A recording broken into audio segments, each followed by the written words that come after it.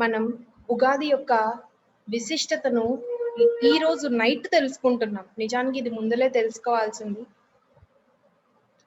కానీ లేట్‌గా తెలుసుకున్నా పర్వాలేదు. కనీసం తెలుసుకుంటున్నందుకు మన పట్ల మనం గౌరవప్రదంగా ఉందాం. మనం పుట్టినరోజు, పెళ్లి రోజు లేదా ఏదైనా ఇంపార్టెంట్ ఒకేషన్స్ వచ్చినాయి అనుకోండి. ఈరోజు నేను ఉగాది గురించి కొంచెం కొత్తగా చెప్పబోతున్నాను. సో, ఆ కొత్తదనాన్ని కొత్తగా తెలుసుకోవడానికి అందరం కూడా సిద్ధంగా ఉందాం. ఓపెన్‌గా ఉందాం. మనం రిజల్యూషన్స్ తీసుకుంటాం. నేను ఈ న్యూ ఇయర్ నుంచి ఖచ్చితంగా రోజు జిమ్‌కెళ్తాను. లేదా రోజు ఉదయాన్నే 4కి లేస్తాను. నేను రేపటి నుంచి ఎవ్వరి మీద అరవకుండా ఉంటాను. నేను ఒక దాన్ని పాటించాలని అనుకుంటున్నాను. సో, ఏదైతే మనం ఆలోచించాలి, ఏదైతే మన జీవితంలో ఆహ్వానించాలనుకుంటున్నామో, పాటించాలనుకుంటున్నామో, మార్చుకోవాలనుకుంటున్నామో, కొత్తగా అలవాటు చేసుకోవాలనుకుంటున్నామో, దేనికైతే స్టిక్ అయ్యి ఉండాలని అనుకుంటున్నామో, అటువంటి వాటిని రెజల్యూషన్స్ అంటాం. దాన్ని మనం ఒక స్పెషల్ డేట్ నుంచి స్టార్ట్ చేస్తాం. అది మన పుట్టినరోజు నుంచి కానివ్వండి, లేదా న్యూ ఇయర్ నుంచి కానివ్వండి, ఏదన్నా ఒక పండగ రోజు నుంచి కానివ్వండి, ఒక ప్రత్యేకమైన తేదీ నుంచి దాన్ని మనం మొదలు పెడతాం. అవునా కాదా? అలాగే మన జీవితంలో అతి ముఖ్యమైనటువంటి విషయాలు, అతి ముఖ్యమైన వాటి గురించి నిర్ణయాలు తీసుకోవడం. ఉదాహరణకి విద్య, ఉద్యోగం, వ్యాపారం, పెళ్లి, గృహప్రవేశం ఇటువంటి వాటికి మనం ఖచ్చితంగా ముహూర్తాన్ని చూస్తాం. అవునా? ఎంతమంది ఒప్పుకుంటారు? మనందరం చూస్తాం. అసలు ఎందుకు చూస్తాం ముహూర్తాన్ని మనం? చూడాల్సిన అవసరం ఏముంది? ఎందుకంటే ఎవరికి కావాలి? వాళ్ళు చేయాలనుకున్నది మధ్యలోనే ఆగిపోవాలని ఎవరైనా కోరుకుంటారా? నేను చేయాలనుకున్న ఆలోచన మధ్యలోనే ఆగిపోవాలి. నేను చేయాలనుకున్న దానికి మధ్యలోనే నష్టం జరగాలి. నేను ఇది చేయకుండా ఇంకేదన్నా విఘ్నాలొచ్చి ఏదో ఒకటి జరిగిపోవాలి అని ఎవరు అనుకోరు కదా! మనందరం ఏం కోరుకుంటామంటే సక్సెస్‌ని కోరుకుంటాం. నేనేదైతే చెయ్యాలనుకుంటున్నానో అటువంటిది ఎటువంటి నిర్విఘ్నములు లేకుండా నిరాటంకంగా చక్కగా సక్సెస్‌ఫుల్‌గా జరగాలి అనంటే ఒక ప్రత్యేకమైన సమయాన్ని, ప్రత్యేకమైనటువంటి తిథిని, ప్రత్యేకమైనటువంటి ఒక పర్టిక్యులర్ టైం నుంచి మనం స్టార్ట్ చేసుకుంటాం. అంటే టైం యొక్క ఇంపార్టెన్స్, ఆ తిథి యొక్క ఇంపార్టెన్స్, ఆ పర్టిక్యులర్ టైం యొక్క ఇంపార్టెన్స్ మనందరికీ చాలా బాగా తెలుసు. అందుకే కదా మనం వీటన్నిటిని పాటిస్తుంది. అలాగే ఈ సృష్టి ఆరంభం జరిగేటప్పుడు, నిర్మించడాన్ని మొదలుపెట్టినప్పుడు ఎలా పడితే అలా చేసేస్తారా? ఏ టైంలో పడితే ఆ టైంలో సృష్టిని నిర్మించడం అంటే అది ఎంత గొప్ప ఉన్నతమైనటువంటి వర్క్. అటువంటి వర్క్‌ని సకల ప్రాణికోటి ఏ టైంలో చేస్తే, ఏ బెస్ట్ టైంలో చూస్ చేసుకుంటే ఈ సకల ప్రాణికోటికి హెల్ప్ అవుతుందో, అద్భుతాలు జరుగుతాయో, సరిగ్గా ఉంటుందో, ఈ సృష్టి బ్యాలెన్స్డ్‌గా ఉంటుందో, ఎటువంటి ఆటంకాలు లేకుండా అద్భుతంగా ఉండగలుగుతుందో, ఒకళ్ళకి ఇద్దరికి సంబంధించింది విషయం కాదు కదా ఈ సృష్టి అంటే. సో, ఈ సృష్టి అందరినీ దృష్టిలో పెట్టుకుని, ఈ సమస్త విశ్వాన్ని దృష్టిలో పెట్టుకుని, సృష్టిని నిర్మించేటప్పుడు ఒక బెస్ట్ టైంని చూస్ చేసుకోవలసిందిగా శ్రీ మహావిష్ణువు చెప్తాడు మన బ్రహ్మదేవునికి. బ్రహ్మదేవుడు సరిగ్గా అలాంటి ఒక బెస్ట్ టైంని చూస్ చేసుకుని ఈ సృష్టి నిర్మించడాన్ని ప్రారంభించారు. అలాంటి ఒక బెస్ట్ టైం, ఏ బెస్ట్ టైం? ఒక బెస్ట్ ఉంటే సరిపోదు. అన్నిట్లో కల్లా ఉత్తమమైనటువంటి ఒక గ్రేట్ టైంని తను చేయాలనుకున్నటువంటి వర్క్స్‌కి అన్నిటికీ అనుకూలంగా ఉండేటువంటి ఆ గ్రేట్ టైంని తీసుకుని తను సృష్టించడాన్ని మొదలుపెట్టారు. అటువంటి దాంట్లో ఏ రోజు చూస్ చేసుకున్నారయ్యా అంటే సంవత్సరాల్లో మొట్టమొదటి సంవత్సరం. నంబర్ 1గా ఉండాలి అనంటే మనం ఏం చూస్ చేసుకుంటాం? ఫస్ట్ దాన్ని చూస్ చేసుకుంటాం. అలాగే మన బ్రహ్మదేవుని కూడా ఏం చేశారయ్యా అంటే సంవత్సరాల్లో ఫస్ట్ సంవత్సరమైనటువంటి ప్రభవనామ సంవత్సరాన్ని, ఆయనాల్లో మొట్టమొదటి ఆయనం అయినటువంటి ఉత్తరాయణాన్ని, అలాగే ఋతువుల్లో మొట్టమొదటి ఋతువు అయినటువంటి వసంత ఋతువుని, మాసాల్లో మొట్టమొదటి మాసమైనటువంటి చైత్ర మాసాన్ని, తిథులలో మొట్టమొదటి తిథి అయినటువంటి పాడ్యమిని, అందులో కూడా ఆ రోజులో కూడా ఎప్పుడు స్టార్ట్ చేయాలి? మార్నింగా? నైటా? సో, మార్నింగ్ మొట్టమొదటిది కాబట్టి మార్నింగ్‌ని, ఆ మార్నింగ్ లో కూడా ఎప్పుడు స్టార్ట్ చేయాలి? ఫస్ట్ ఫస్ట్ బ్రహ్మముహూర్త సమయంలో, ఏ సమయంలో అయితే సాక్షాత్తు ఆ పరమ ఈశ్వరుడు సైతం శ్వాసిస్తాడో, ఈ అనంత శక్తిని తీసుకుంటాడో, అందిస్తాడో అటువంటి ఒక బెస్ట్ టైంని, ఆ టైంలో కూడా సృష్టి, స్థితి, లయ ఈ మూడిట్లో సృష్టి మొట్టమొదట వస్తుంది కనుక, సో దాంట్లో కూడా ఫస్ట్ దైనటువంటి సృష్టిని తీసుకుని బ్రహ్మదేవుడు ఈ సృష్టిని నిర్మించాడు. అటువంటి అన్నిటినీ అంటే చాలా చాలా చాలా శక్తివంతమైనటువంటి ఒక బెస్ట్ టైంని తీసుకుని సృష్టిని నిర్మించితే ఆ రోజు అయ్యింది ఉగాది. ఈ యుగానికి ఒక ఆది, కొత్తగా ఒక సృష్టి నిర్మాణానికి ఒక ఆది జరిగింది కనుక దాన్ని మనం యుగాదిగా సెలబ్రేట్ చేసుకుంటున్నాం. అది ఈ రోజు అవ్వటం ఎంతో గొప్ప పర్వదినం. దీనికోసం మనం గట్టిగా చప్పట్లు కొట్టుకుందాం. అంటే ఈ రోజు అవ్వడం ఇన్ ద సెన్స్, మనం సృష్టి స్టార్ట్ చేసినప్పుడు అయితే ఆ పర్టికులర్ టైమ్స్ లో స్టార్ట్ అవ్వడం జరిగింది. కానీ మనం ప్రతి సంవత్సరాన్ని యుగానికి ఆదిగా మనం సెలబ్రేట్ చేసుకుంటున్నాం. అయితే ఉగాది అని అంటే నక్షత్రాల గమనాన్ని తెలిపేది అని అర్థం. అంటే నక్షత్రాల యొక్క పుట్టు పూర్వత్రాలని, నక్షత్రాల యొక్క జన్మని, దాని యొక్క ఆయుష్ను, దానికి సంబంధించిన విషయాలని మనకి తెలిపేదే ఉగాది. ఉగస్య ఆది ఉగాది. ఉ అంటే నక్షత్రం, గా అంటే గమనం, ఆది అంటే మొదలు. సో నక్షత్ర గమనానికి మొదలు ఈ ఉగాది. ఇక్కడ మనం 2 రకాలుగా ఉన్నాయి. ఉగాది అని అంటే నక్షత్ర గమనాల్ని తెలిపేది, నక్షత్ర గమనాలకి సైతం ఆయుష్ను, జన్మను అందించింది ఉగాది. అలాగే యుగానికి ఆది. సో యుగాన్ని మొదలు పెట్టాం కనుక ఈ ఉగాదిని మనం సెలబ్రేట్ చేసుకుంటున్నాం. అయితే నేను చెప్తుంది అందరికీ అర్థమవుతుందా అండి? వావ్! ఎందుకు అనంటే నేను ఈ విషయాన్ని ఖచ్చితంగా చెప్పి తీరాలి. నిన్నటి వరకు నేను తెలుసుకున్నటువంటి ఉగాది గురించి, ఈ రాత్రికి రాత్రి నా లోపల నేను నేర్చుకున్నటువంటి విషయాల గురించి ఎంతో గొప్ప మార్పు కలిగింది. ఆ మార్పు ఏంటయ్యా అంటే, నేను అనుకునేదాన్ని ఉగాది అంటే ఏముంది, చిన్నప్పటి నుంచి మనం ఉదయం లేస్తాము, తలస్నానం చేస్తాము, మన అమ్మ వాళ్ళ ఇంటిని క్లీన్ చేస్తారు, దేవుడికి పూజ చేస్తారు, మనకి ప్రసాదం ఇస్తారు, మనం దేవుడికి దండం పెట్టుకుంటాం, ఆ ఉగాది పచ్చడిని ప్రసాదంగా తీసుకుంటాం. ఆ ప్రసాదం డిఫరెంట్ గా ఉంటుంది. అన్ని రోజుల్లో అన్ని పండుగల్లో జరిగేటువంటి ప్రసాదంలా కాకుండా కేవలం షడ్రుచులతో ఉండేలాగా చాలా డిఫరెంట్ గా చేస్తారు. ఆ ప్రసాదాన్ని తింటాము. దాని అర్థం ఏంటయ్యా అంటే మన మమ్మీ డాడీలు మనకి చెప్తారు. ఏమని? షడ్రుచులని, జీవితంలో ఉండేటువంటి తీపి, చేదు, పులుపు, వగరు, కారం, ఉప్పు వీటన్నిటిని సమంగా జీవితంలో స్వీకరించగలగాలి అన్న దానికి మనకి ప్రతీకగా ఈ ఉగాది పచ్చడిని తీసుకుంటాం. ఇవన్నీ పార్ట్ ఆఫ్ అవర్ లైఫ్ అని చెప్తారు. అది మాత్రమే తెలుసు. దాని తర్వాత పంచాంగ శ్రవణం చేస్తారు. పంచాంగం గురించి మనకు చెప్తారు. ఇది ఇలా ఉందంట, అది అలా ఉందంట. చిన్నప్పుడు మనకు అదేమీ అర్థమయ్యేది కాదు. సో నేను కూడా ఉగాది అంటే అంతే, అక్కడి వరకు మాత్రమే అని అనుకుంటూ వచ్చాను. నిన్న రాత్రి మా పాప ఉగాదికి సంబంధించినటువంటి ఒక గొప్ప కథని నాకు చెప్పేంత వరకు.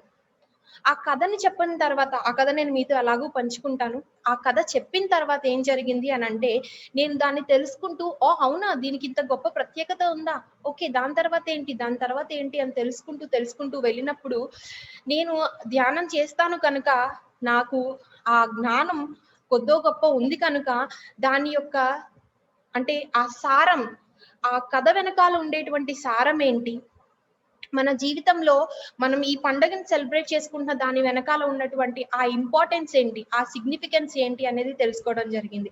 నేను ఈ రాత్రంతా కూడా దీన్ని తెలుసుకుంటూనే ఉన్నాను. మార్నింగ్ దీని గురించి వీడియో చేయాలి అని అనుకున్నాను, కానీ చాలా లేట్ టైం అయిపోవటంతో నేను చేయలేకపోయాను. సో నేను ఎక్కడన్నా ఏదన్నా పదాలని వాడేటప్పుడు మేబీ సరిగా పలకడం కుదరినప్పుడు దయచేసి నన్ను క్షమించండి. ఎందుకంటే మీరందరూ చాలా పెద్దవాళ్ళు. మీ అందరికీ ఇంకా బాగా ఆ సంవత్సరాల పేర్లు, ఆ తిథుల పేర్లు తెలిస్తాయి కనుక, అసల నిజానికి ఇప్పుడున్న జనరేషన్‌కి ఎలా తయారైందంటే తిథి అంటే ఏంటో తెలీదు. మాసం అంటే ఏంటో తెలీదు. ఎన్ని మాసాలు ఉన్నాయో తెలీదు. అసల ఎన్ని సంవత్సరాలు ఉన్నాయో తెలీదు. అమ్మో! ఇదేదో కొత్త భాష. ఈ కొత్త భాషలో ఈ కొత్త పదాలని ఎలా పలకాలి? పలికితే పండితులొచ్చేసి ఏమంటారు? "ఏమ్మాయ్ ఇలాగేనా పలికేది? నీకు ఉచ్చరించడం ఇలాగేనా అని అంటారేమో అని ఒక చిన్నపాటిది ఉంటుంది. సో, అట్లాంటి తప్పులేమన్నా వస్తే దయచేసి క్షమించండి. కానీ నా అనుభవంతో కూడిన జ్ఞానంతో నేను 20 సంవత్సరాలుగా నేను చిన్నప్పటి నుంచి చేసుకుంటూ వచ్చినటువంటి ఆ ధ్యాన సాధనతో నేను తెలుసుకున్న సత్యాన్ని కొత్తగా నేర్చుకున్నటువంటి ఈ ఉగాది గురించి కంబైన్ చేసి నేను రియలైజ్ అయిన విషయాల్ని నేను మీతో ఈరోజు పంచుకోవాలనుకుంటున్నాను.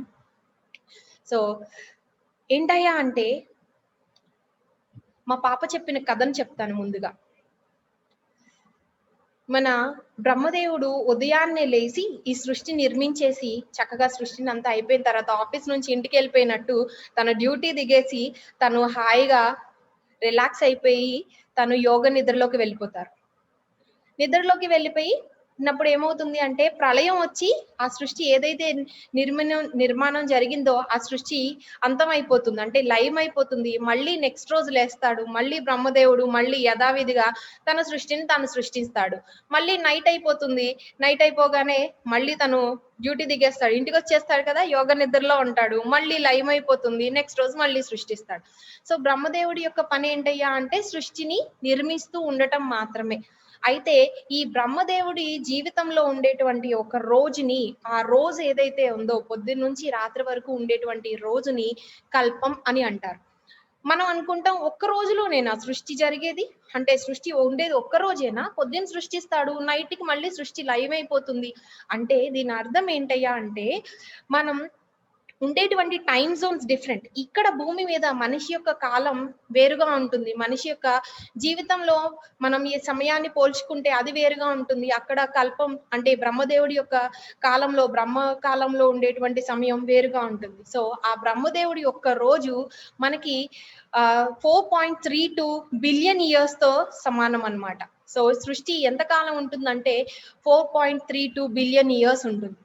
అలా బ్రహ్మదేవుడు సృష్టించేసి ఒకరోజు తాను విశ్రాంతి తీసుకుంటున్నప్పుడు ఆ యోగ నిద్రలో ఉన్నప్పుడు సోముడు అనేటువంటి ఒక అసురుడు ఏం చేస్తాడంటే బ్రహ్మదేవుడి చేతిలో ఉన్నటువంటి ఆ వేదాలను చూసి తనకి కన్ను కుడుతుంది. ఎందుకంటే సమస్త జ్ఞానసారం అంతా ఎందులో ఉంది, ఈ వేదాల్లోనే ఉంది. ఈ వేదాలు తెలిస్తే చాలు, ఈ వేదాల్లో ఉన్న సారం తెలిస్తే చాలు, మనిషి అద్భుతంగా ఉన్నతంగా తనను తాను చాలా గొప్పగా మలుచుకోవడానికి, ఆనందకరమైన జీవితాన్ని గడపడానికి.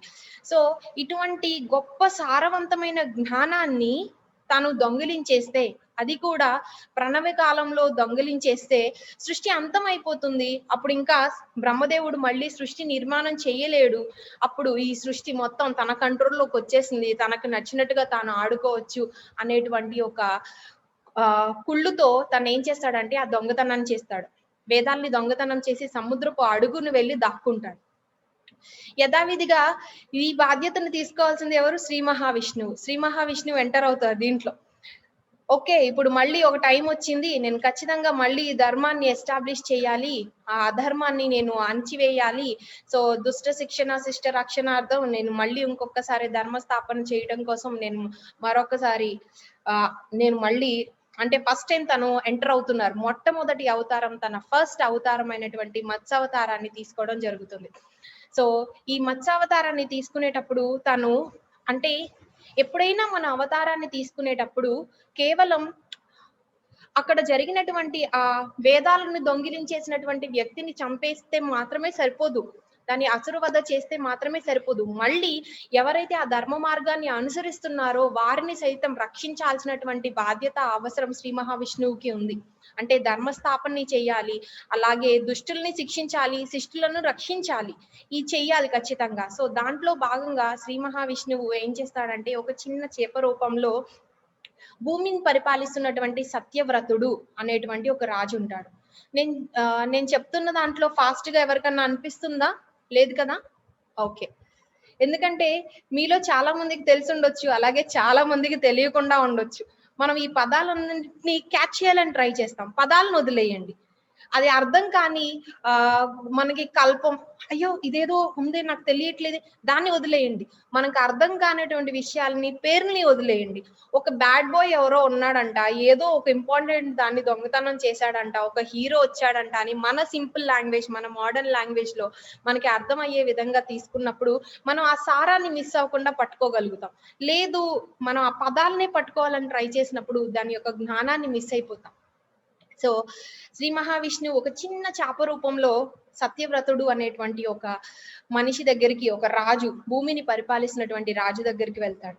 ఆ తను సంధ్యావందనం చేసుకుంటున్నప్పుడు, మామూలుగా పితృతర్పణం వదిలేటప్పుడు మనం ఇలా దోశలతో వాటర్ పోస్తారు కదా, ఆ ప్రక్రియ ఏదో జరుగుతుంది కదా, మనం చాలా సార్లు టీవీల్లోనూ వీడియోస్ లోను చూస్తాం. ఎగ్జాక్ట్లీ మనకు తెలియదు అది ఏం చేస్తారో. సో అలా వదిలే టైంలో ఆ చేప పిల్ల తన దోసిల్లోకి వస్తుంది. ఆ దోసిల్లోని చూసి తను అనుకుంటాడు, చేప పిల్ల వచ్చింది అనుకుని వదిలిపెట్టేస్తాడు. అయ్యో చేప పిల్ల కదా అని. ఆ చేప పిల్ల మాట్లాడుతుంది, ఓ రాజా, నేను చాలా చిన్ని చేప పిల్లను కదా, నాకు ఇక్కడ ఉండాలంటే భయం వేస్తుంది. ఎందుకంటే ఇక్కడ అన్ని పెద్ద పెద్ద చేపలు ఉన్నాయి, ఈ పెద్ద చేపలు నన్ను చంపేసి తినేస్తాయో అని భయం వేస్తుంది. దయచేసి నన్ను ఇక్కడ నుంచి తీసుకుని వెళ్ళి వేరే దాంట్లో ఎక్కడన్నా నన్ను సురక్షితమైన ప్రదేశంలో పెట్టవా ప్లీజ్ అని అడుగుతుంది. అడగగానే దీనికి అయ్యో గుడ్డి చేప పిల్ల కదా అని చెప్పి దాన్ని తీసుకుని తన కబంధంలో వేసుకుని వెళ్తారు. తీసుకుని వెళ్ళిన వెంటనే ఆ రాత్రికి రాత్రి అది ఆ కమండలానికంటే చాలా పెద్దదిగా అయిపోతుంది. పెద్దదిగా అయిపోగానే తను చూసి, అయ్యో చేప పిల్ల పెద్దదయింది, దీని ప్లేస్ సరిపోవట్లేదని దాన్ని తీసుకుని ఒక కుండలో వేస్తాడు. ఆ కుండలో వేసినప్పుడు మళ్ళీ ఒక గంటకే అది చాలా పెద్దదయిపోతుంది.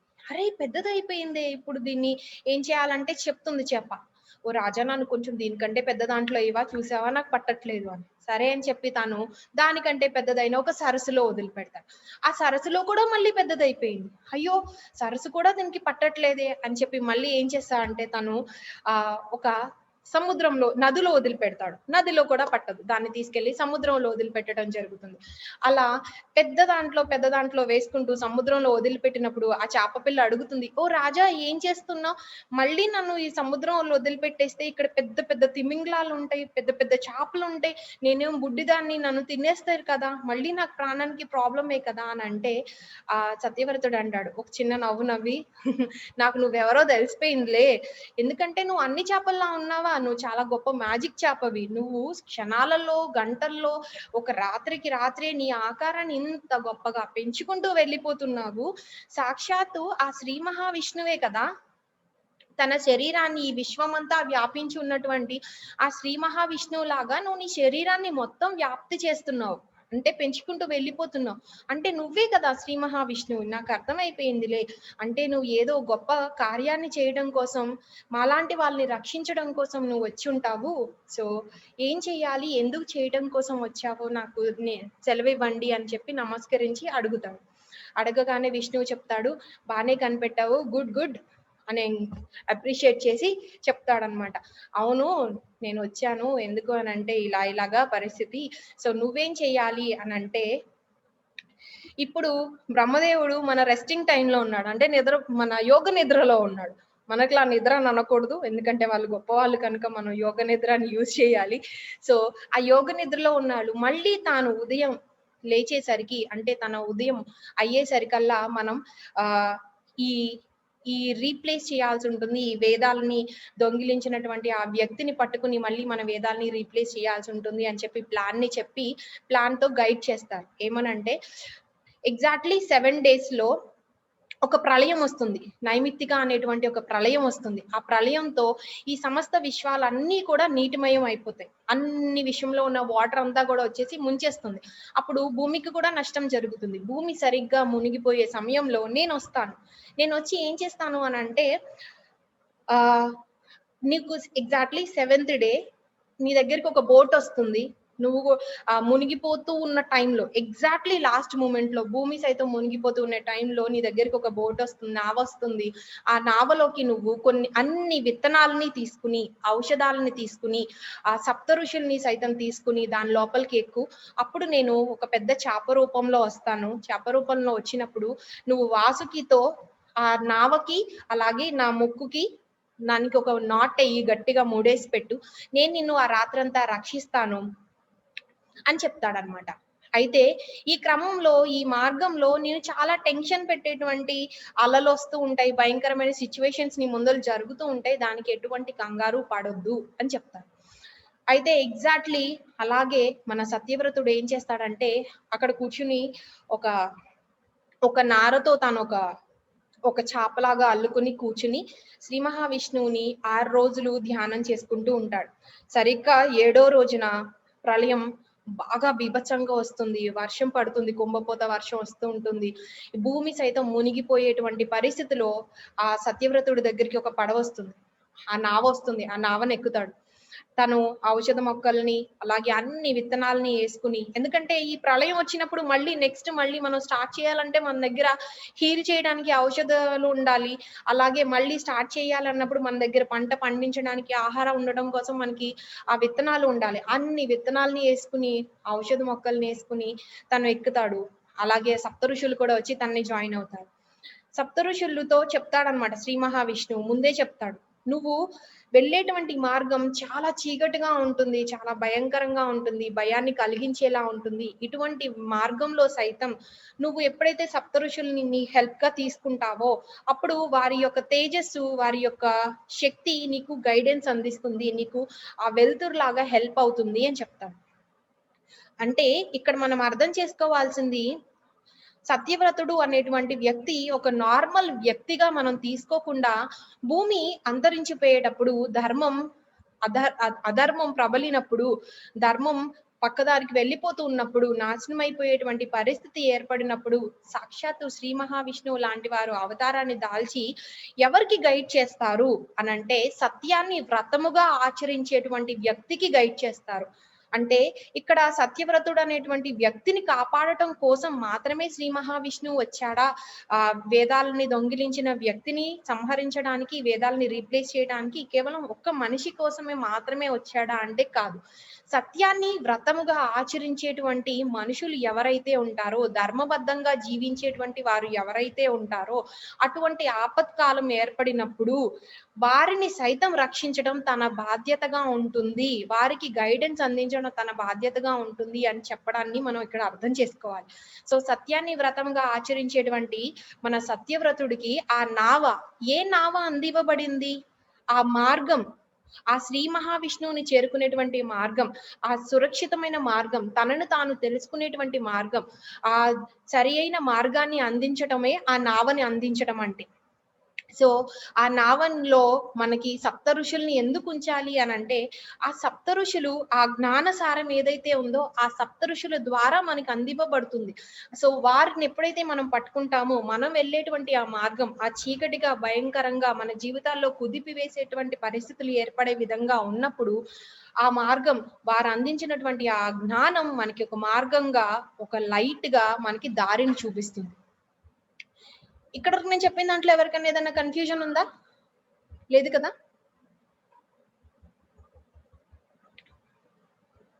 బోర్ కొడుతుందా? చాలా పెద్ద కథ అయిందా? హమ్మయ్య!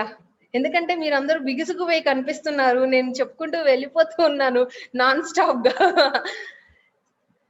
Thank you so much. So, అప్పుడేమవుతుంది అనంటే ఆహ్, నిజంగానే అలలు బీభత్సంగా వస్తూ ఉంటాయి. ఆ సప్తఋషులు గైడ్ చేస్తూ ఉంటారు. "ఏం కంగారు పడొద్దు రాజా! మనం చాలా గొప్ప పని కోసం పూనుకున్నాము. ఆహ్, ధర్మయుక్తమైనటువంటి పనికి పూనుకున్నాము. మనం మళ్ళీ ఆ ధర్మాన్ని రీప్లేస్ చేసేటువంటి ఉన్నతమైన వర్క్‌లో ఉన్నాము. ఇలాంటి వర్క్‌లో ఉన్నప్పుడు ఎన్ని అబ్‌స్టాకిల్స్ మనకొస్తూ ఉన్నా, మనల్ని ఎన్ని కుదిపేస్తున్నా భయపడక్కర్లేదు. ఆ శ్రీ మహావిష్ణువే అన్నీ చూసుకుంటాడు. దేనికి టెన్షన్ పడొద్దు" అని చెప్తూ ఉంటారు. వాళ్ళందరూ కలిసి శ్రీ మహావిష్ణువుని అంటే ఆ ధ్యానంలో ఉండిపోతారు. సాక్షాత్తు అప్పుడే శ్రీ మహావిష్ణువు ఒక పెద్ద గోల్డెన్ ఫిష్ రూపంలో వస్తారు. ఆ గోల్డెన్ ఫిష్ రూపంలో వచ్చి రాగానే వాసుకితో నాట్‌ని కనెక్ట్ చేస్తారు ఈ రెండిటికి. తన ముక్కుకి, ఆ పడవకి కూడా. ఎంతో గొప్పగా పెద్ద అలలొచ్చేసి కుదిపేస్తూ ఉన్నా సరే, శ్రీ మహావిష్ణువు తనని తీసుకెళ్ళి తన రెక్కల కింద దాచిపెట్టుకుంటారు. ఆ చేప రూపంలో. ఆ పడవని ఏం అవ్వకుండా. అంటే మనకి ఎంతో జీవితంలో మనకి ఎన్నో రకాల ఇబ్బందులు, కష్టాలు, బాధలు మన పెద్ద పెద్ద ఇబ్బందులు ఏమున్నాయి? ఇంటి రెంట్ కట్టాలి, నాకు జలుబొచ్చింది, తుమ్మొచ్చింది, నా సాలరీ ఏంటో, నా బాధలేంటో, మా అత్త ఊరుకోదు, మా కోడలు తిడుతుంది. మనకున్నటువంటివి ఈ చిన్న చిన్న కష్టాలే. కానీ దీన్నే మనం చాలా పెద్దదిగా ఊహించేసుకుంటూ ఉన్నాం. ఎ ఎన్నో పెద్ద పెద్ద విషయాలు మనల్ని కుదిపి వేస్తూ ఉన్నప్పుడు సైతం, ఆ కుదిపి వేసేటువంటి సమయంలో సైతం మనం ఎప్పుడైతే ఆ శ్రీ మహావిష్ణువుని అంటే ఆ సరియైన మార్గాన్ని, ఆ భగవంతుడిని చేరేటువంటి ఆ మార్గాన్ని పట్టుకుంటామో, ఎన్ని అలలు కుదిపేసేలాంటివి మనకి ఏర్పడుతూ ఉన్నా కూడా ఆ శ్రీ మహావిష్ణువు ఆ మార్గమే మనల్ని రక్షిస్తుంది అని చెప్పడానికి, ఆ చాప తన రెక్కల కింద ఆ నావను పెట్టుకొని కాపాడుతుంది అని. ఇక్కడ మనం దీన్ని అర్థం చేసుకోవాలి. అలా కాపాడుతూ చివరికి ఫైండ్ చేసుకో థ్యాంక్ యూ అనురాధ గారు. సో, అనురాధ గారు మెసేజ్ చేశారు. నేను చాలా బాగా చెప్తున్నాను అని. Thank you. మా వాళ్ళందరికీ ఇలాంటిది నేను ఎప్పుడైతే చెప్తానో వాళ్ళకి కూడా నచ్చుతుంది. సో, మళ్ళీ మనం స్టోరీలోకొచ్చేస్తే, అప్పుడు శ్రీ మహావిష్ణువు ఫైండ్ ఔట్ చేసేస్తారు. ఈ ఫైండ్ ఔట్ చేసే టైంలో మన సత్యవ్రతుడు అనుకుంటాడు, ఎంతో వావ్! గాడ్ ఎంత గ్రేటో కదా! ఈ శ్రీ మహావిష్ణువును ఒక సైడ్ ఇంత అలలు కదిపేస్తూ ఉన్నా సరే, మనల్ని ఇంత బాగా ప్రొటెక్ట్ చేస్తున్నాడు. నేను ఎంత సెక్యూర్డ్‌గా ఉన్నానో కదా! అని ఫీల్ అవుతాడు. ఆ ఫీల్ అయిన వెంటనే శ్రీ మహావిష్ణువు దీన్ని క్యాచ్ చేస్తాడు. మల్టీ టాస్కింగ్ చేస్తాడు శ్రీ మహావిష్ణువు. ఒక పక్క ఎక్కడున్నాడు ఈ సోమకాసురుడు అనేటువంటి వ్యక్తిని వెతుకుతూ ఉన్నాడు. మరొక పక్క ఈ గైడెన్స్ కోసం ఆర్తనాదాలు చేస్తూ అలమటిస్తున్నటువంటి వాళ్ళందరికీ గైడ్ చేస్తూ ఉన్నాడు. మరొక పక్క తిను చూస్తూ ఉన్నాడు. ఓహ్! తిను చాలా సిన్సియర్‌గా ఉన్నాడు. ఓకే. వెరీ గుడ్ అని. తను మనసులో ప్రార్థించుకుంటాడు. ఓ శ్రీ మహావిష్ణు నాకు కూడా గైడ్ చేయవా? సమస్త జీవరాశిలోనూ ఉన్నది నీవే అనేటువంటి విషయాన్ని అర్థం చేసుకునేటువంటి ఆ జ్ఞానాన్ని అందించే మార్గాన్ని నాకు చూపించవా? అని చెప్పి వేడుకుంటూ ఉంటాడు. దీన్ని చూసి శ్రీ మహావిష్ణువు, తిను చాలా సిన్సియర్‌గా ఉన్నాడు. అయితే దీనికి మనం ఆ మార్గాన్ని నేర్పించొచ్చు అని చెప్పి ఆ జ్ఞానబోధ చేస్తాడు. ఒక సైడు మనకి ఫైట్ జరుగుతుంది. ఒక సైడ్ ఇంత క్రిటికల్ సిట్యుయేషన్‌లో మనం ఒక సైడ్ ఏమో మహాసముద్రంలో ఉన్నాం. ఒక సైడ్ మునిగిపోయేలా ఉన్నాం. చాలా ఇంపార్టెంట్ వర్క్ చేస్తూ ఉన్నాం. అయినప్పటికీ కూడా తనకి గైడ్ చేసి ఆ మార్గాన్ని చూపించడం జరుగుతుందన్నమాట. సో, ఆ రాక్షసుడిని ఫైనల్లీ వెతికి పట్టుకోవటం. ఏముంది స్టోరీ ఇంతవరకు ఎక్సలెంట్‌గా వస్తుంది. ప్రతి సినిమాలో చూపించినట్టు లాస్ట్‌లో విలన్ని 4 కొట్లు కొట్టేస్తాం. అయిపోయిందంతే. శుభం అనేసేస్తారు. మనకి ఇంకా అక్కడ ఎక్సైటింగ్‌గా ఉంటుంది. ఏంటి అంతేనా? సినిమా అంతేనా అని. అవును. అంతే ఎగ్జాక్ట్‌లీ. ఇక్కడ మనకి విలన్ దొరికేసాడు. సోమకాసురుడిని పట్టుకున్నారు. చాలా భీకరమైన యుద్ధం జరిగింది వాళ్ళ మధ్య. ఫైనల్లీ ఎవరు గెలుస్తారు? హీరోనే గెలవాలి. సో, ఫైనల్లీ ధర్మమే గెలుస్తుంది. సో, మన శ్రీ మహావిష్ణువే గెలిచాడు. అలా గెలిచినప్పుడు మళ్ళీ ఆ వేదాల్ని రీప్లేస్ చేసేయడం జరిగింది. అయితే ఏ మళ్ళీ బ్రహ్మదేవుడు నెక్స్ట్ మార్నింగ్ లేసి తన ఈ యుగానికి ఆదిని మళ్ళీ ఇక్కడి నుంచి స్టార్ట్ చేశాడు కనుక దీన్ని మళ్ళీ యుగాదిగా మనం సెలబ్రేట్ చేసుకుంటున్నాం. వై పర్టిక్యులర్‌లీ ఈ డేట్‌నే సెలబ్రేట్ చేసుకుంటున్నాము అనంటే నేను ముందు చెప్పాను. అన్నిటిని మొట్టమొదట దాన్ని తీసుకొని, ఈ మొట్టమొదటిది ఎందుకు తీసుకోవాలి? మన లైఫ్ ఎక్కడో అయిపోయింది. నేనింకా నా జీవితం ఇక్కడితో ఫినిష్ అయిపోయింది. నేను ఇంకేం చేయలేను. నా ఆలోచనలన్నీ చెత్తగా ఉన్నాయి. నా జీవితం అంతా ఎక్కడికో పక్కదారి పట్టేసింది. ఇక నేను ఎన్నో తప్పులు చేశాను అని మనల్ని నిందించుకుంటూ, తిట్టుకుంటూ, ఇబ్బంది పడుతూ, ఇక జీవితాన్ని ఏం చేయలేక, ఈ జీవితాన్ని అస్తవ్యస్తం చేసుకునేటువంటి మనలాంటి మనుషులందరికీ కూడా మన జ్ఞానాన్ని, ఆ జ్ఞాన సారాన్ని పండుగల రూపంలో మనకు అర్థమయ్యేలా చెప్పడం కోసం ఏర్పడినటువంటివే ఈ పండుగలు, ఈ తిథులు, దీనికి చేసుకునేటువంటి సెలబ్రేషన్స్. అంటే ఈ ఉగాది అనంటే ఎప్పటికప్పుడు నువ్వు ఒక ఫ్రెష్ స్టార్ట్ చేసుకోవచ్చు. నీ లైఫ్‌లో నువ్వు చేయాలనుకున్న దాన్ని కొత్తగా స్టార్ట్ చేయొచ్చు. నీ ఆలోచనని కొత్తగా ఉన్నతంగా ఉంచుకోవచ్చు. నిన్నటి వరకు నువ్వు రావణాసురుడివే. అలాంటి ఒక రాక్షస ఆలోచనలతోనే ఉన్నావు. కానీ ఈ రోజు నుంచి నువ్వు సాక్షాత్తు శ్రీరాముడిలాగా నిన్ను నువ్వు మలుచుకోవచ్చు అనేటువంటి ఒక ఫ్రెష్ స్టార్ట్‌ని, ఒక ఫ్రెష్ ఫీలింగ్‌ని, ఒక ఫ్రెష్ లైఫ్‌ని మనం మళ్ళీ పునర్జీవించేలా ఉంచటానికి ఏర్పడినవే మన ఈ పండుగలన్నీ కూడా. సో, అలా మనం ఉగాదిని సెలబ్రేట్ చేసుకోవడం జరుగుతుంది. అయితే పంచాంగ శ్రవణాన్ని ఎందుకు చేస్తాం? అబ్బా! పాత చింతకాయ పచ్చడండి. అంటాం మనం. ఎందుకు అనంటే జాతకాలు ఎవరు చూసుకుంటున్నారు ఈ కాలంలో? జ్యోతిష్యాలు ఏది జరుగుతుంది, ఏది చెప్పింది చెప్పినట్టుగా జరుగుతుందని ఏది ఇదేమి లేదు. గ్రహాలంటారు, దోషాలంటారు, అదంటారు, ఇదంటారు. కానీ ఉగాది రోజున ఖచ్చితంగా మనం పంచాంగ శ్రవణం చేయాలి అని చెప్తారు. ఎందుకు చేయాలి అనంటే భయపెట్టడానికి నీకీ నష్టం జరుగుతుంది, నీకీ కష్టం వస్తుంది, నీకీ ఆటంకాలొస్తాయి, నీకీ బిజినెస్‌లో ఇలాంటియి జరుగుతాయి, భార్యాభర్తలు కొట్టుకుంటారు. ఈ విషయాల్ని చెప్పడానికి కాదు. ఈ విషయాల్లో ఈ విషయాల్ని ముందే అంచనా వేసి చెప్తుంది మన పంచాంగం. ఎందుకు అనంటే అది తిథి, వార, నక్షత్ర, కరణ, యోగాలు. ఈ 5టిని బేస్ చేసుకొని అంటే ఒక్కదాన్ని బేస్ చేసుకొని కాదు. ఆ తిథుల్ని బేస్ చేసుకొని, వారాల్ని బేస్ చేసుకొని, నక్షత్రాల్ని బేస్ చేసుకొని, కారణాల్ని బేస్ చేసుకొని, యోగాల్ని మనకి ఎటువంటి యోగం ఉందో, వాహన యోగం ఉంది అని మనం వారఫలాల్లో చూస్తూ ఉంటాం కదా! వాహన యోగం, కళ్యాణ యోగం, ఆ యోగం, ఈ యోగం ఛాన్సెస్ ఉన్నాయి అనేటువంటి ఒక ఎస్టిమేషన్‌ని ముందే మనకి ఏసి చెప్తుంది. సో దట్ నువ్వు దానికి కావాల్సిన విధంగా నిన్ను నువ్వు ప్రిపేర్ చేసుకో అని మనకి పంచాంగం నేర్పిస్తుంది. సో మనల్ని భయపెట్టడానికో, ఇబ్బంది పెట్టడానికో మనం పంచాంగ శ్రవణం చేయటం కాదు. పంచాంగాన్ని పక్కదారిని పట్టించేయడం, వదిలేయటం కాదు. అది కూడా ఒక గొప్ప శాస్త్రం. ఎంతో గొప్ప శాస్త్రం. ఆ శాస్త్రం ద్వారా ఇది చాలా సనాతనమైన శాస్త్రం. ఈ శాస్త్ర అధ్యయనాన్ని మనం ఖచ్చితంగా చేసి తీరాలి అని నేర్పించడానికే మనం ఉగాది రోజున పంచాంగ శ్రవణం చేస్తాం. అప్పుడు మనకు అర్థమవుతుంది. ఓహ్! భార్యాభర్తల మధ్య గొడవలు ఏర్పడేటువంటి ఛాన్స్ ఉంది అన్నప్పుడు దానికి గొడవలొస్తాయంట అని భయపడటం కాదు మనం చేయాల్సింది. గొడవలు రాకుండా మనల్ని మనం ఎలా సరిచేసుకోవాలి, మన ఆలోచనలు మనం ఎలా మార్చుకోవాలి, ఒకరితో ఒకరు సఖ్యతతో ఎలా ఉండాలి అనేటువంటి విషయాన్ని మనకి నేర్పించడం కోసమే మళ్ళీ ఆ నివారణ ఉపాయాన్ని సైతం మనకి అందించడం జరిగింది. సో మనం ఏం చేస్తున్నాం అంటే మనకి న్యూ ఇయరే మనకి happy new year, happy new year, happy new year. ఎప్పుడు చెప్పుకుంటాం? జనవరి 1 మన హ్యాపీ న్యూ ఇయర్. మనం అందరివి అప్పుడే సెలబ్రేట్ చేసుకుంటాం. అప్పటి నుంచే మన రిజల్యూషన్స్ తీసుకుంటాం. కానీ నిజానికి మన న్యూ ఇయర్ ఎప్పుడు స్టార్ట్ అవుతుంది అనంటే తెలుగు వారందరికీ ఈ రోజు స్టార్ట్ అవుతుంది. సో మన రియల్ న్యూ ఇయర్ ఎప్పుడయ్యా అంటే అది ఈ రోజే. ఈ రోజుని మనం మర్చిపోతున్నాం. ఇలాగే వదిలేస్తే ఇదివరకటి కాలంలో ఎప్పుడో ఎక్కడో తెలుగు వాళ్ళు వాళ్ళ మదర్‌ని అమ్మ అని పిలిచేవాళ్ళంట అని ఏ గ్రంథాల్లోనో లిఖించబడటం మనకు కావాలా? నేను చెప్తుంటే ఆశ్చర్యంగా అనిపించొచ్చు, కోపంగా కూడా అనిపించొచ్చు. కానీ వాస్తవం కాదంటారా? ఆలోచించండి. ఇలాగే మనం వదిలేస్తే ఇదివరకటి కాలంలో బట్టలలా యేసుకునేవాళ్ళంట. ఇదివరకటి కాలంలో స్టోన్ ఏజ్‌లో 2 రాళ్ళతో ఇలా నిప్పుని చేసుకొని వంట చేసుకునేవాళ్ళంట అని చెప్పినట్టు, వీళ్ళు అమ్మ అని పిలుచుకునేవాళ్ళంట. అప్పట్లో తెలుగనేది ఒక భాష ఉందంట అనేలాగా మనం మారిపోతున్నాం. ఎన్నిటినో వదిలేసుకున్న మనం, ఎన్నిటినో అలవాటు చేసుకున్న మనం, మన తెలుగు, మన న్యూ ఇయర్‌ని సైతం మనం వదిలేసాం. చాలా మందికి తెలియని కూడా తెలీదు. తెలుగు క్యాలెండర్స్ ఉంటాయని. ఎవరికి కావాలి ఒక మోడర్న్ క్యాలెండర్ ఉంటే బావుంటుంది. సో, మనకి just calendar is not just about ఆ టైం చూసుకోవడానికి. అంటే జస్ట్ ఏ రోజు, ఏ వారం అని మనం మన స్కెడ్యూల్‌ని మార్క్ చేసుకోవడం కోసం మాత్రమే కాదు. ఏ టైంలో చేస్తే మన వర్క్స్ అద్భుతంగా జరుగుతాయో, ఏ టైం మనకి కరెక్ట్ టైమో, ఏ టైం మనకి కరెక్ట్ కాదో అనే విషయాల్ని తెలుసుకొని, దానికి తగినట్లుగా మనల్ని మనం ప్రిపేర్ చేసుకొని, సక్సెస్‌ని లైఫ్‌లో పొందడం కోసం ఏర్పడింది ఈ పంచాంగం.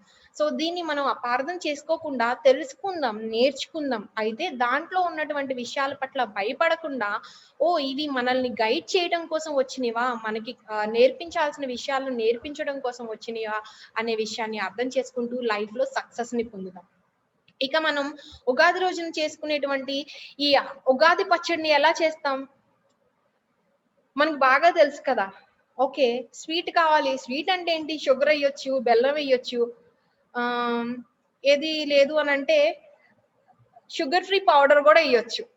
క్యాలరీ ఫ్రీగా ఉంటుంది.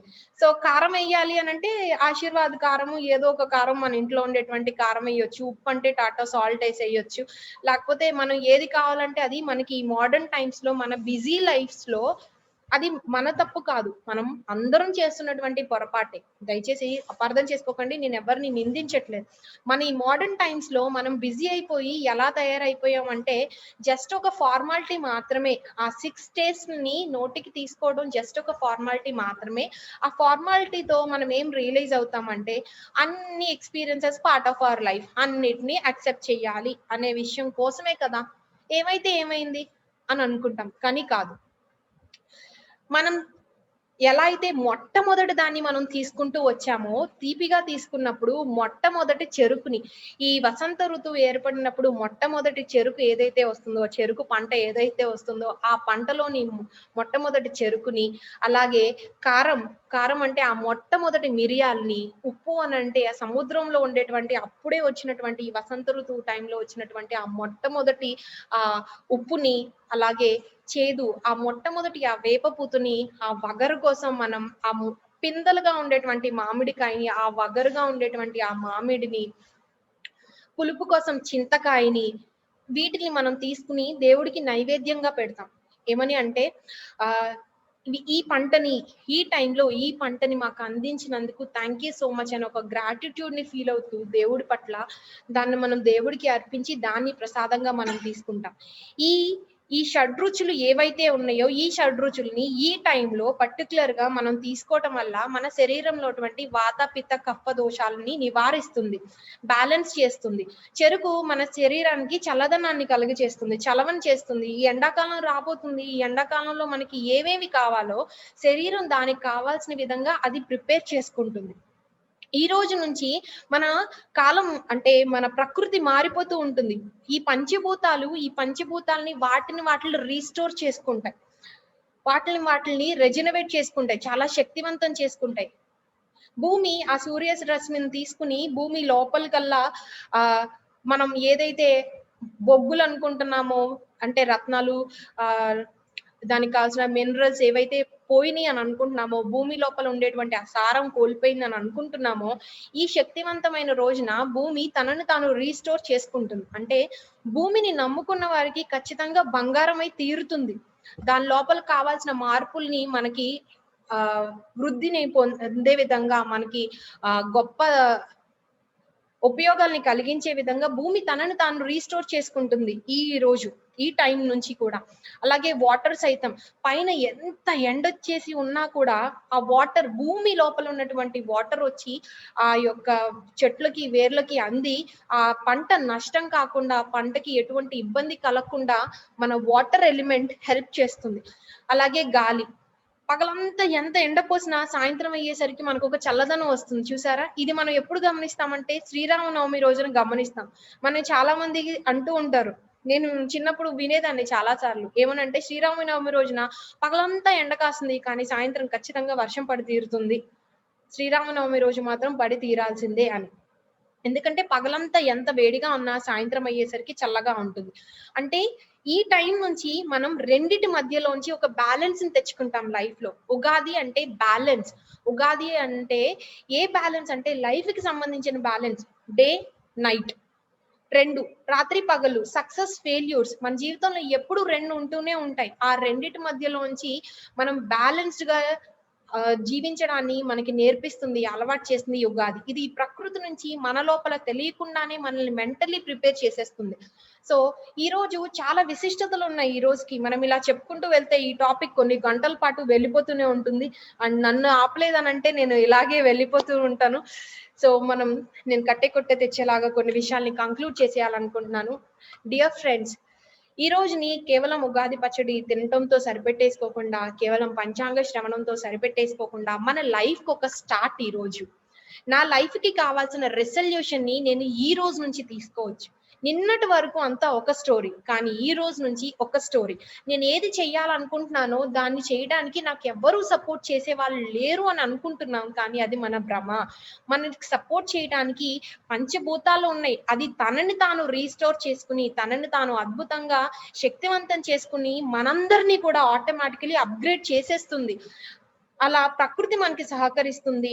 అలాగే మనం తీసుకునేటువంటి ఫుడ్స్ మన లోపల కావాల్సినటువంటి దోషాల్ని, శారీరక, మానసిక దోషాలనన్నిటిని నివారించే విధంగా మనకి మన ఆరోగ్యాన్ని అందించే విధంగా ప్రకృతిలో ఈ టైంలో మనకి దొరికేటువంటి ఫుడ్స్ అన్నీ కూడా హెల్ప్ చేస్తాయి.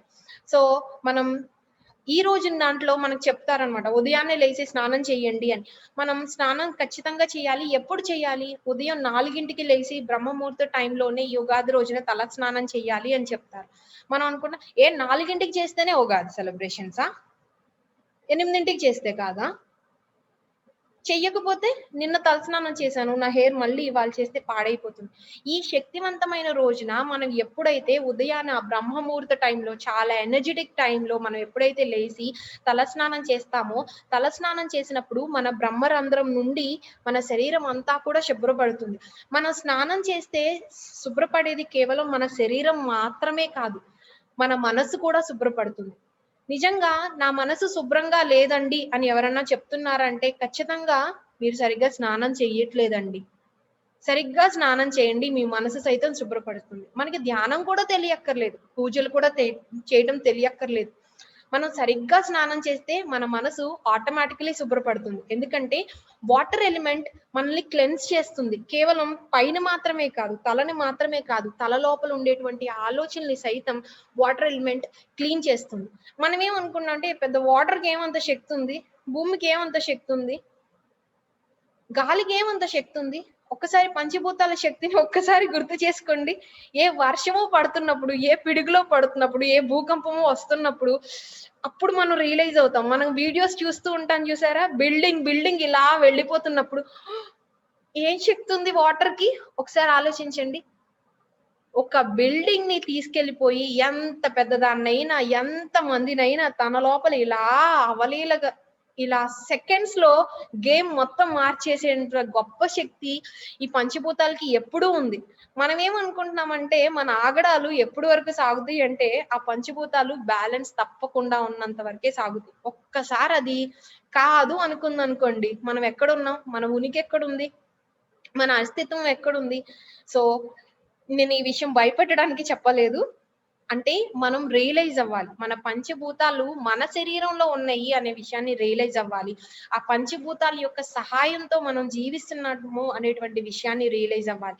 సో, మనం 4కి ఆ శక్తివంతమైన టైంలో లేసి ఎప్పుడైతే తలస్నానం చేస్తామో, ఈ బ్రహ్మరంధ్రం నుండి మన శరీరం అంతా కూడా శుభ్రపడుతుంది. బయట, లోపల కూడా. మన ఆరా మనకి కంటికి కనిపించకుండా మన చుట్టూ ఏర్పడినటువంటి ఆ ఎనర్జీ ఎలక్ట్రోమాగ్నెటిక్ ఎనర్జీ ఆ ఫీల్డ్ ఏదైతే ఉందో అదంతా కూడా శుభ్రపడుతుంది. అలా శుభ్రపడటం ద్వారా మన శరీరంలో ఎక్కడెక్కడో ఉండేటువంటి జబ్బులు బయటికి డాక్టర్ స్కాన్ చేసినా కూడా ఎన్ని టెస్టులు చేసినా కూడా బయటపడినటువంటి జబ్బులు సైతం వాటర్ తో మనం గడపడం ద్వారా సరిగ్గా స్నానం చేయడం ద్వారా క్లెన్స్ అయిపోతుంది. అరే ఈ సంవత్సరంలో ఏ రోజు చేయలేదు, మొన్నొచ్చిన పండక్కి చేయలేదు, ఆ పండక్కి చేయలేదు, కనీసం ఈ రోజన్నా చేయి నాయనా అని చెప్పడం కోసం మనకు ఒక నియమం లాగా ఏర్పాటు చేయడం జరిగింది. అలాగే కొత్త బట్టలు. కొత్త బట్టలు ఇప్పుడంటే మనం ఎప్పుడు ఆఫర్స్ ఉంటే అప్పుడు కొనేసుకుంటున్నాం. ఎప్పుడు డబ్బులుంటే అప్పుడు కొనేసుకుంటున్నాం. కానీ ఇదివరకైతే మనం కొత్త బట్టలు పండుగకి మాత్రమే యేసుకునేవాళ్ళం. అది కూడా మనం పసుపుని చివర్లో అమ్మవాళ్ళు మనకి పెట్టిస్తారు కార్నర్స్‌లో. ఎందుకు? శుభానికి సూచికగా. కేవలం బట్టలు వేసుకుంటుంది ఈ శరీరానికి మనం జస్ట్ బట్టలు యేసేసుకుంటున్నాం అందుకోసం కాదు. ఆ కొత్తదనాన్ని లైఫ్‌లో అబండెన్స్‌ని సంపూర్ణంగా మనం తీసుకోవటం కోసం. అయ్యో! లేదు నా దగ్గర డబ్బులు లేవు. నేను పేదరికంలో ఉన్నా, కష్టంలో ఉన్నా, నాకు అప్పులున్నాయి. నాకు ఆపరేషన్ చేయించుకోవడానికి డబ్బులు కావాలి. ఇంకేదో చేయాలి. నాకు ఉద్యోగం లేదు. నాకు పిల్లలు పుట్టట్లేదు. నాకు లోటుగా ఉంది, దిగులుగా ఉంది అని మనకి మనం తెలియకుండా ఇరుక్కుపోయి ఉన్నటువంటి ఆలోచనలన్నిటిలోంచి మనం బయటపడి ఒక కొత్తదనాన్ని మన జీవితంలో ఆకలింపు చేసుకోవడానికి, అలవాటు చేసుకోవడానికి ప్రతి పండక్కి మనకి కొత్త బట్టలని పసుపు అంటించి ఇచ్చేవాళ్ళు. పసుపుని రాసిచ్చేవాళ్ళు. అంటే శుభానికి సూచికగా సంపూర్ణంగా అబండెన్స్ ఉంది నా దగ్గర. సంపూర్ణంగా ఉంది. సంతృప్తిగా ఉన్నా నా దగ్గర ఉన్న దాంతో. ఏ రోజు ఎలా ఉందో తెలీదు. కానీ ఈ రోజు ఈ ఎనర్జిటిక్ టైంలో నువ్వు పిచ్చిగా ఆలోచిస్తే ఆ పిచ్చి ఆలోచనలే నిజంగా జరిగిపోతాయి. సో, ఈ రోజు నుంచి ఈ సంవత్సరం పాటు మన జీవితం ఎలా ఉంటుందయ్యా అంటే, ఈ రోజు మనల్ని మనం ఎలా మలుచుకుని ఉంటాము, ఎంత శక్తివంతంగా మన ఆలోచనల్ని ప్రేరేపించుకుంటూ ఉంటాము, ఎంత శక్తివంతంగా మనం భావనల్ని వృద్ధి చేసుకుంటూ ఉంటాము అనే విధంగా మన సంవత్సరం అంతా ఆధారపడి ఉంది. అది మనకి గైడ్ చేయడం కోసమే ఈ పంచాంగ శ్రవణం. అరే! ఏది పడితే అది ఆలోచించకు, ఎలా పడితే అది ఆలోచించకు. ఎందుకంటే నువ్వు ఏదైతే ఆలోచిస్తావో, ఎలా అయితే ఆలోచిస్తావో, ఈరోజు నువ్వు నీ ఆలోచనలతో, నీ పద్ధతులతో, నీ బిహేవియర్‌తో నువ్వు ఎలా అయితే ఉంటున్నావో ఈ రోజున, అలాగే ఈ సంవత్సరం అంతా ఉంటావు అని చెప్పడానికి మనకి ఈ కథల రూపంలో మనకి అందించడం జరిగింది. సో, ఇది పాత చింతకాయ పచ్చడి కాదు. ఈరోజు మనం కొత్త బట్టలేసుకుంటే దాని కొత్తదనం వేరు. ఆ కొత్తదనం వచ్చేది మన ఒంటికో, మన మొహానికో అందం కాదు. మన జీవితానికి అందం. వచ్చే తృప్తి మన జీవితానికి తృప్తి. సో, ఆ పరిపూర్ణత్వం ఎక్కడి నుంచి వస్తుందయ్యా అంటే, మనం ఈరోజు పండుగ రోజున చేసేటువంటి చిన్న చిన్న మార్పుల ద్వారా, చిన్న చిన్న వాటి చేంజెస్ ద్వారా మన లైఫ్‌లో ఎంతో గొప్ప ప్రగతిని, సక్సెస్‌ని సాధిస్తాం. గ్రహ దోషాలు ఉన్నాయని చెప్తుంది మనకి పంచాంగం. గ్రహ దోషాలు అనంటే ఎప్పుడైతే ఈ చంద్రగ్రహణాలు ఉంటాయో, ఈ చంద్రగ్రహణాల టైంలో చాలా ఎక్కువ ఎనర్జీ ఫ్లో అవుతుంది. 10 టైమ్స్ ఎక్కువ ఎనర్జీ ఫ్లో అవుతుంది. ఈ ఎనర్జీని ఎలా నిలుపుకోవాలో, ఏం చేయాలో మనకి తెలీదు. సో, ఆ టైంలో మనం ఎప్పుడైతే ధ్యానం చేస్తామో, లేదా ఒక పూజ చేస్తామో, ఒక మంత్రం చేస్తామో, మన ఆలోచనల్ని సరికాని వాటి మీద కాక, సరి అయిన వాటి మీద, మన జీవితానికి ఉపయోగపడేటువంటి వాటి మీద మనం ఎప్పుడైతే ఉంచుకుంటామో, అప్పుడు పవర్‌గా చాలా పవర్‌ఫుల్ ఎనర్జీస్ మన నుంచి ఈ విశ్వంలోకి వెళ్ళి, మనం ఏదైతే చేయాలనుకుంటున్నామో వాటిని మనకు అందించడం జరుగుతుంది. సో, ఈ చంద్రగ్రహణాలు లాంటివి ఉన్నప్పుడు మనకి ఆ దోషాలు ఎవరెవరికైతే ఉన్నాయో వారికి నివారణోపాయం చెప్తారు. అంటే దాని ఎఫెక్ట్ మన మీద ఉంటుందా అంటే ఖచ్చితంగా ఉంటుంది. అయితే కొన్ని సర్టెన్ చేంజెస్ మనం చేసుకోవడం ద్వారా మనల్ని బ్యాలెన్స్‌డ్‌గా ఉంచుకోవచ్చు. ఆ దోష నివారణ కోసం మనకి చెప్తారు. ఇది దానం చేయండి, అది దానం చేయండి, ఇది ఏసుకోండి, అదేసుకోండి, లేదా ఈ మంత్రం చదవండి, ఆ మంత్రం చదవండి. అంటే దీని అర్థం ఏంటి? మన కర్మని మనం ఏదైతే తెలిసి తెలియకుండా తెలిసి చేయొచ్చు, తెలియకుండా చేయొచ్చు. తెలిసి తెలియకుండా మూట కట్టుకున్న ఆ కర్మ ఏదైతే ఉందో, ఆ కర్మ బ్యాలెన్స్‌డ్‌గా ఉండటం కోసం మనం ఆ దానాల్ని చేయించడం జరుగుతుంది. సో, ఉగాది అంటే బ్యాలెన్స్ ఇన్ లైఫ్. ఉగాది అంటే బ్యాలెన్స్ ఇన్ కర్మ. ఉగాది అంటే యాక్సెప్టెన్స్. ఉగాది అంటే అబెండెన్స్. మనం సంపూర్ణంగా అన్నిటిని స్వీకరిస్తూ జీవితంలో ఫుల్ ఫ్లెడ్జ్డ్‌గా ఎంజాయ్ చేసే విధంగా, మన ఫుల్ ఫ్లెడ్జ్డ్‌గా సక్సెస్‌ఫుల్‌గా ఉండే విధంగా, ఆరోగ్యంగా ఉండే విధంగా, మనల్ని ఉన్నతంగా మలుచుకునే విధంగా, మనం రీచ్ అవ్వాలనుకున్నటువంటి ఆ హైట్స్‌ని, టార్గెట్స్‌ని, మిషన్స్‌ని, ఎయిమ్స్‌ని, గోల్స్‌ని మనం రీచ్ చేయడానికి కావాల్సినటువంటి ఎనర్జీని అందించేటువంటి ఒక బెస్ట్ టైం, ఎనర్జిటిక్ టైం ఈ ఉగాది. సో, ఈ యుగానికి ఆది, ఏ యుగానికి, ఈ కొత్త యుగానికి మన జీవితంలో మనం తెచ్చుకునేటువంటి మనకు సంబంధించిన ఈ కొత్త డైమెన్షన్‌కి నాంది. ఈ కొత్తదనానికి నాంది, కొత్త జీవితానికి నాంది. సో, ఈ ఉగాదిని మనం సెలబ్రేట్ చేసుకుంటున్నామంటే you are celebrating life. You are not just celebrating Ugadi, you are also celebrating your life. You are celebrating every moment of your life. So, దీన్ని మనం ఈ నైట్ నేను ఖచ్చితంగా ఉగాదంతా అయిపోయిన ఈ రాత్రి చెప్పడానికి గల కారణం ఏంటంటే, ఉగాది సెలబ్రేషన్ ఈ రోజుతో కాదు. ఇప్పుడుతో అయిపోయేది కాదు. జీవితాంతం ఉండేటువంటి విషయం. నేను ప్రతిసారి ప్రతి పండగకి ఈ విషయాన్ని ఖచ్చితంగా నొక్కి వక్కాణిస్తూనే ఉంటాను. ఎందుకంటే మనం మనకెప్పుడు ఛాన్స్ ఉంది లైఫ్‌లో. ఒక కొత్తదనాన్ని తీసుకోవడానికి ఎప్పుడూ ఛాన్స్ ఉంది. కొత్తగా స్టార్ట్ చేయడానికి ఎప్పుడూ ఛాన్స్ ఉంది. మనల్ని మనం మోటివేట్ చేసుకోవడానికి ఎప్పుడూ ఛాన్స్ ఉంది. ఒక గ్రేట్ పుష్ మనకి మనం ఇచ్చుకోవడానికి ఎప్పుడూ ఛాన్స్ ఉంది. అటువంటి ఛాన్స్ నేచర్ మనకెప్పుడూ కలిగిస్తూ ఉంది. అటువంటి కలిగించేటువంటి ఒక గొప్ప సంస్కృతి, సాంప్రదాయం నాది అని చెప్పడానికి నేను చాలా గర్విస్తున్నాను. అంటే ఈ సాంప్రదాయంలో మనకి ముందే అలవాటు చేసి పెట్టారు. ఎంత గొప్ప సాంప్రదాయమో చూడండి. మనకి ప్రతిదీ మనం అనుకుంటాం పాత చింతకాయ పచ్చడి, పనికిరానిది ఏదో సిద్ధాంతాలు ఏదేదో చెప్తున్నారు. ఏంటేంటో రూల్స్, రెగ్యులేషన్స్ అని. కాదు. ఏ ఏ ఏ సంస్కృతిలో ఉంది స్నానం చేస్తే నీ మనసు బాగవుతుంది. నీ శరీరమే కాదు నీ మనసు శుభ్రపడుతుందని ఏ సంస్కృతిలో చెప్పారు? ఈ గ్రహ దోషాలు ఉన్నప్పుడు, ఈ చంద్రగ్రహణాలు లాంటివి జరుగుతూ ఉన్నప్పుడు ముందు స్నానం చేయండి. సో దట్ దాని ఎఫెక్ట్‌ని మీరు క్లెన్స్ చేసుకున్న వాళ్ళవుతారు. ఆ గ ఆ గ్రహణం ఉన్నంత టైం అంతసేపు బయటికి రాకుండా మీరు లోపల ధ్యానంలో ఉండండి, పూజలో ఉండండి, మీ ప్రాక్టీసెస్‌ని చేస్తూ ఉండండి. మళ్ళీ గ్రహం వీడిన తర్వాత మళ్ళీ స్నానం చేయండి. ఎవరన్నా ఇంటికి చనిపోయిన వాళ్ళ ఇంటికెళ్ళొచ్చారా? అయితే ఇంట్లోపలికి రావటానికి ముందలే స్నానం చేసి మీ బట్టల్ని, మీ ఆలోచనని, మీ బట్టలు అంటే ఆలోచనలు. మన ఆలోచనలన్నీ మన బట్టలు అబ్జర్వ్ చేసుకొని ఉంటాయి. మన చుట్టూ వైఫై లాగా మన ఆలోచనలు తిరుగుతూ ఉంటాయి. మన బట్టలు వాటిల్ని తీసేసుకుంటూ ఉంటాయి.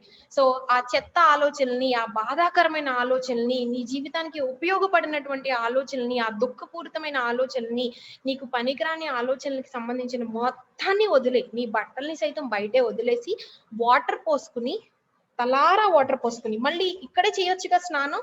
ఇక్కడ గూడా ఎందుకు పోసుకోవాలి? తలారా ఎందుకు పోసుకోవాలంటే, ఇక్కడ మనం క్లెన్స్ అవుతాం. ఇక్కడి నుంచి మనం క్లెన్స్ అవుతాం. మన బ్రహ్మరంధ్రం మీద ఎప్పుడైతే వాటర్ పడుతుందో, అది మన బాడీలో ఉన్న ప్రతి సెల్‌ని యాక్టివేట్ చేస్తుంది. సో, ఆ క్లెన్స్ అయ్యి ఆలోచనలన్నిటిని వదిలేసుకొని లోపలికి రా అని మనకి చెప్పేటువంటి ఈ గొప్ప సంస్కృతి ఉంది. సో, మన మైత్రేయస్ ఇంటర్నేషనల్‌లో మనం ఏం నేర్చుకుంటామయ్యా రోజు అనంటే, ఎక్కడో ఏదో పరిగెట్టి నేర్చుకోవడానికి, తెలుసుకోవడానికి ఏమీ లేదు. అంతా మన లోపలే ఉంది. మనకి కొత్త జ్ఞానం మన బ్లడ్‌లో మొత్తం ఉంది. మనకు తెలియకపోవచ్చు. మేబీ నేను స్టోరీలో తప్పులు చెప్పొచ్చు. పదాలని ఉచ్చారణలో లోపాలు చేసి ఉండొచ్చు. కానీ ఆ సారాంశం, ఆ సారం మన డీఎన్ఏలో ఆల్రెడీ ఉంది. మనకి వేదాలు పలకడం రాకపోవచ్చు. కానీ ఆ జ్ఞానసారం మన లోపల ఉంది. మనం భగవద్గీత శ్లోకాలు చెప్పలేకపోవచ్చు. కానీ దాని సారాంశం మనందరికీ తెలుసు. మనం ఎక్కడో వీటిని గుర్తించకుండా, గ్రహించకుండా ఒకరినొకరు పోక్ చేసుకోవడం. ఆహా! చూడు అమ్మ ఏం చెప్పిందో. అబ్బాయి చూడు ఏం చెప్తున్నాడో. అతను చేసిన తప్పు చూడు. ఏమని చూడు ఎలా చెప్తుంది. వీటిని చెప్పుకుంటూ ఈ భ్రమల్లో ఉంటూనే మన అస్తిత్వాన్ని, మన ఉనికిని మనం వెనక్కెళ్ళి చూసుకోవాల్సిన మన రూట్స్‌ని మనం మర్చిపోతున్నాం. మైత్రేయస్ ఇంటర్నేషనల్ ఏం గుర్తు చేసిందయ్యా అంటే, ఎక్కడికి పరిగెట్టుకెళ్ళి ఏమీ నేర్చుకోకండి. మీ అస్తిత్వాన్ని తెలుసుకోండి. అయితే ఇది మన మూఢనమ్మకాల్లో మనల్ని ఇరికించేలా ఉండకూడదు. నాదే గొప్ప, నా సంస్కృతే గొప్ప, నా మతమే గొప్ప, నా కులమే గొప్ప, నా కుటుంబమే గొప్ప, నేనే గొప్ప. లేదు.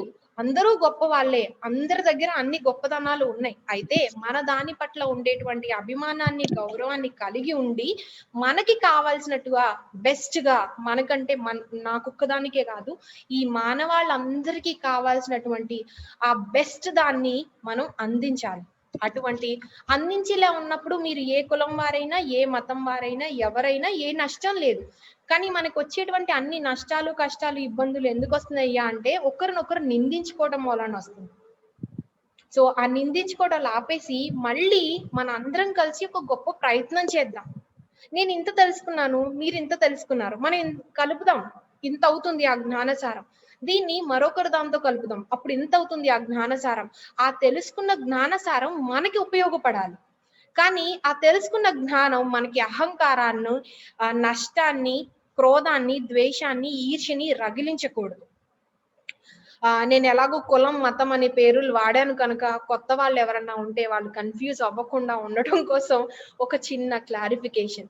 మైత్రేయస్ ఇంటర్నేషనల్ ఏ కులానికో, ఏ మతానికో, ఏ యొక్క దానికి సంబంధించినటువంటిది కాదు. ఇది మానవత్వానికి సంబంధించినటువంటిది. మన యొక్క నిజమైన అస్తిత్వానికి సంబంధించినటువంటిది. మన ఉనికిని గుర్తు చేసేటువంటి ఒక మార్గాన్ని సూచించేది మాత్రమే. సో, ఇక్కడ అందరూ ఆహ్వానితులే. ఇక్కడికి అందరూ రావచ్చు. ఈ మైత్రేయులుగా అంటే ఫ్రెండ్‌షిప్, ఆర్ట్ ఆఫ్ ఫ్రెండ్‌షిప్ అనే దాన్ని మనం నేర్చుకుంటాం.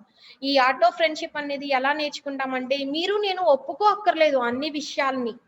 కానీ ఒకరి నుంచి ఒకరు నేర్చుకోవడానికి, గౌరవించుకోవడానికి, వినటానికి సిద్ధంగా ఉన్నాం. ఇది ఆర్ట్ ఆఫ్ ఫ్రెండ్‌షిప్. దీన్ని మనం ఇక్కడ అలవాటు చేసుకుంటాం.